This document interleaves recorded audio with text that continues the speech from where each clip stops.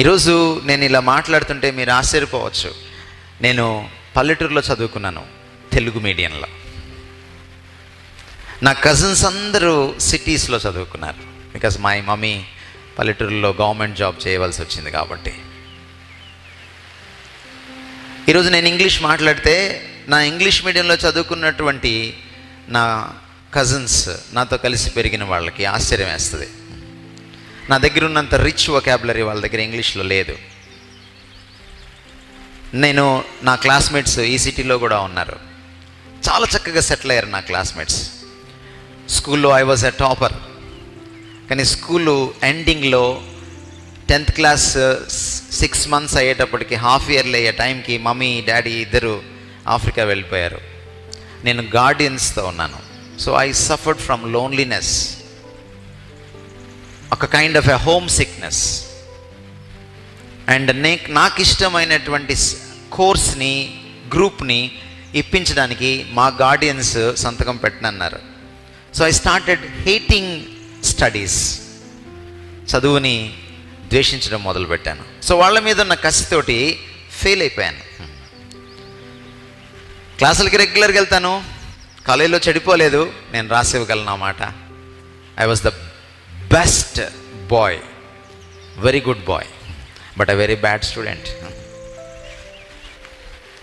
కనీసం చదువులో రాణించకపోయినా వేరే వాటిల్లో రాణించుంటే ఎంత బాగుండేది.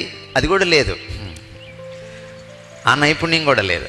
మంచివాడిగా ఉండి చదువులో ఫెయిల్ అయిపోయాను. మా ఇంటికి ఒక డాక్టర్ గారు వచ్చేవాళ్ళు, మా ఫ్యామిలీ ఫ్రెండ్. వాళ్ళ అమ్మాయి ఫెయిల్ అయితే ఆయన కష్టపడి ఆ అమ్మాయిని పాస్ చేయించి, తర్వాత పక్క రాష్ట్రంలోకి తీసుకెళ్ళి ఎంసెట్లో ఆమెకి రాకపోతే ర్యాంక్, ఆమెను ఇంజనీరింగ్ కాలేజ్లో జాయిన్ చేశాడు. ఆమెకంటే 1 year చిన్నోడిని నేను. తర్వాత నేను ఫెయిల్ అయితే ఆయన ఏమన్నాడంటే, స్క్రూ డ్రైవర్లు ఇచ్చి పంపించేయచ్చు కదా మీ అబ్బాయిని అన్నాడు. నాకు అప్పుడు అర్థమైంది మనుషులు ఎలాంటి వాళ్ళు. అంటే మీ అమ్మాయి ఫెయిల్ అయితేనేమో నువ్వు పక్క రాష్ట్రంలో ఇంజనీర్ని చేస్తావు, నేను ఫెయిల్ అయితేనేమో నేను మెకానిక్ నవ్వాలి. మోకరించి ప్రార్థన చేయడం మొదలుపెట్టాను. ప్రభువా, నువ్వు నిజంగా నేను మారు మనసు పొందితే, నాకు రక్షణ అనుభవం ఉంటే, నాకు నువ్వు ఆత్మనిచ్చుంటే, నువ్వు జ్ఞానానికి మూలమైతే నాకు జ్ఞానాన్ని ఇవ్వు. నన్ను అందరూ అజ్ఞానిగా చూస్తున్నారు. I just want to prove to the world that I am a wise man. And దేవుడు నాకు విజ్డమ్ ఇచ్చాడు. ఎక్కడ ఓడిపోయానో అక్కడ నన్ను గెలిపించాడు ఆయన. మన పని ఏంటంటే ఆయన నమ్మడం. న్యూనతాభావంతో సఫర్ అయ్యేవాడిని నేను. ఎవరైనా ఇంటికి వస్తే వాళ్ళకి గుడ్ మార్నింగ్ చెప్పాలంటే నాకు కాళ్ళు వణికాయి. Such a timid boy I was. కానీ ఈరోజు నా 1000 మందితో నేను మాట్లాడగలను. నేను ఎస్పీలతో మాట్లాడాను, ఐఏఎస్ ఆఫీసర్స్తో మాట్లాడాను, యేసు ప్రభు గురించి కూడా.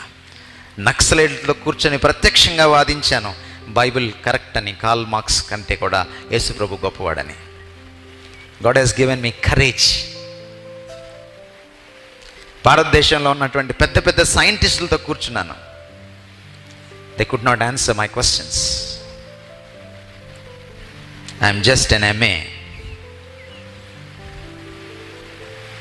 బహుశా నాకు గుర్తుండి నేను పెద్దవాళ్ళతో కూర్చున్నప్పుడు కొన్నిసార్లు నాకు ఇంకా PG కూడా అవ్వలేదు. నేను ఎక్కడ ఓడిపోతానో అక్కడ నన్ను గెలిపించగలిగిన ప్రభువు నాకున్నాడు, మనకున్నాడు. మనం యేసు ప్రభువుని ఎలా చూస్తున్నాం అన్న దానిపైన, మనల్ని మనం ఎలా చూసుకుంటున్నాం అన్నది ఆధారపడి ఉంటుంది. మన జీవితాన్ని ఎలా చూస్తున్నాం అనేది ఆధారపడి ఉంటుంది. నేను చిన్నప్పుడు సండే స్కూల్లో ఉన్నప్పుడు ఇప్పుడు లాంటి పాటలు లేవు, చాలా మంచి పాటలు ఉండే.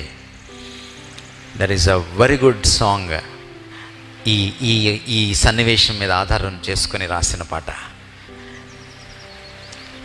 With Christ in the vessel I can smile at the storm as I go sailing home.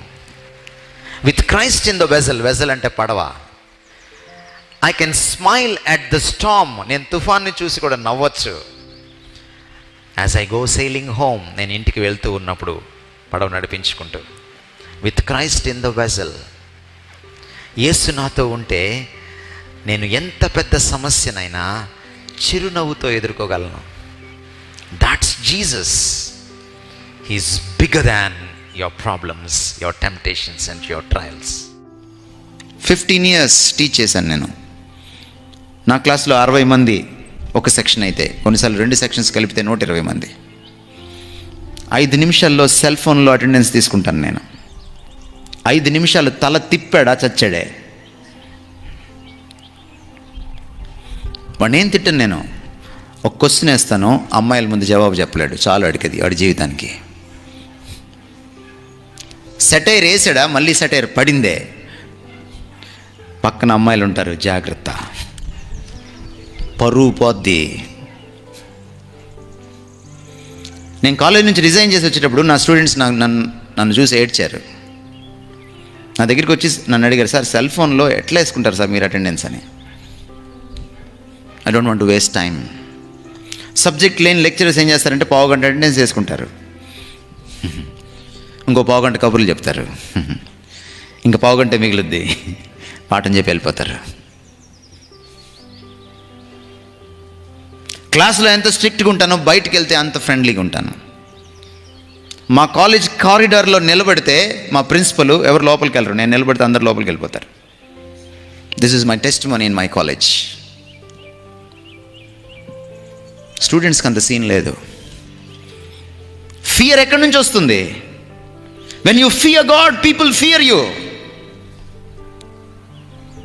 నువ్వు దేవునికి భయపడ్డప్పుడు నువ్వు దేనికి భయపడవు, మనుషులు నీకు భయపడతారు. You know that? మా ప్రిన్సిపల్తో, హీజ్ అ క్యాథలిక్ ఫాదర్, పెద్ద Catholic institution, diocese, Guntur diocese కింద డైరెక్ట్గా ఉండేటువంటి ఇన్స్టిట్యూషన్. జస్ట్ మా గోడ వెనక బిషప్ గారి హౌస్. ఎప్పుడు ప్రిన్సిపల్ గారు పక్షపాతం చూపించినా, అన్ఫేర్గా చేసినా, ఏదైనా పొరపాటు చేస్తే స్టాఫ్ మీటింగ్లో ఆయనతో గొడవ వేసుకునేవాడిని నేను. Sir this is wrong. మా ఇద్దరికి ఎప్పుడు క్లాషే. కానీ ప్రిన్సిపల్ నన్ను ఎప్పుడు తక్కువగా చూడలేదు. దొంగతనంగా నా క్లాసులు వినేవాడు, నన్ను అబ్జర్వ్ చేసేవాడు.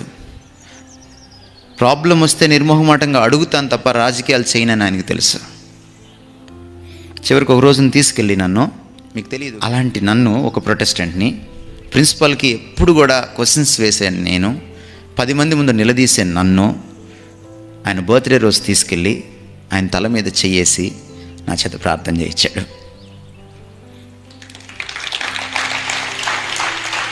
When you fear God, people fear you. When you honour God, people honour you. I'm nothing before them. ఆ బిషప్ 6 భాషలు ఆయనకి ఉద్దండు. హెబ్రీ, గ్రీక్ భాషల్ని చదువుతాడు. He directly translated Bible from Hebrew and Greek. Great man. When you fear God, people fear you.